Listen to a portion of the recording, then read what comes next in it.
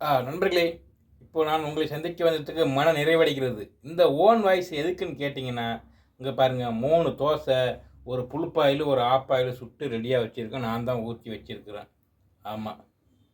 இதை நான் ஏன் உங்கள் இடத்துல சொல்ல வந்தேன்னு கேட்டிங்கனாக்கா, திட்டத்திட்ட தமிழ்நாடு அரசு ஒயின் ஷாப்பு திறந்து விற்றுக்கிட்டு இருக்குது. அதை இந்தியா தமிழ்நாட்டில் வாழும் அனைத்து பெயர்களுமே குடிக்கிறார்கள்.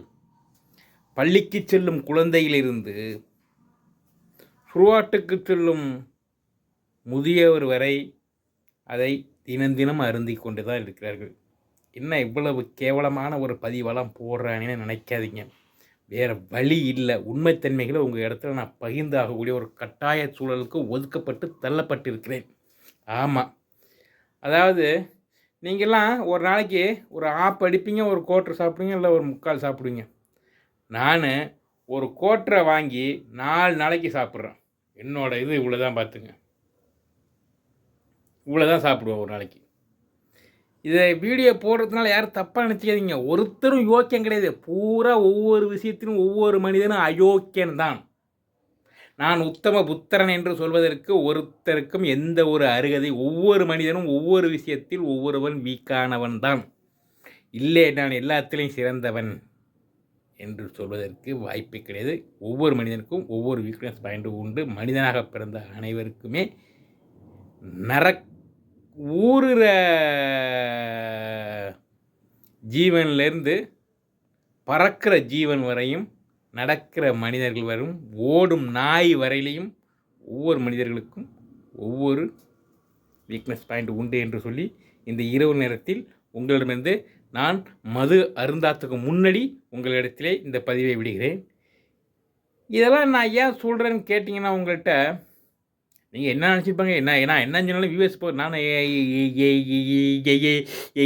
என்னை பற்றி ப்ளஸ்ஸாக சொல்கிறதுனால 1 கோடி தொண்டை சப்ஸ்கிரைபர் ஆக போகிறது இல்லை, ஒரு கோட்டருக்கு 240 ரூபாய்க்கு ஆக போகிறது இல்லை,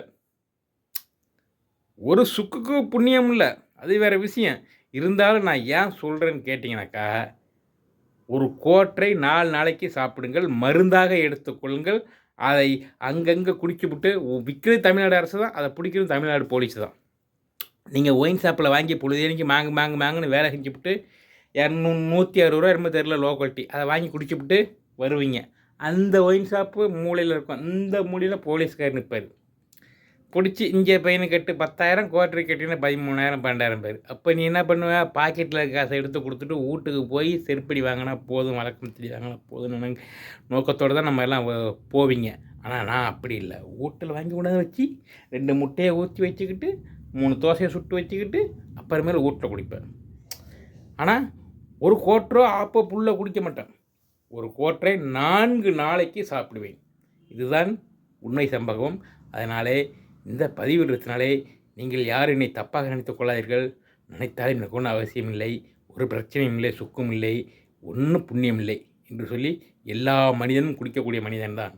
அதை அவன் இடம் பொருள் தெரியாமல் குடிப்பான். சில பேர் எப்படி ஓக்கியமாக இருப்பான். அப்படின்னா எல்லாமே அயோக்கியம் தான். எவனை யோக்கியங்கிற பேச்சுக்க வேலையே கிடையாது. நான் பாரதி வரியில் விதை உங்களிடம் விடைபெறுகிறேன். நன்றி, வணக்கம்.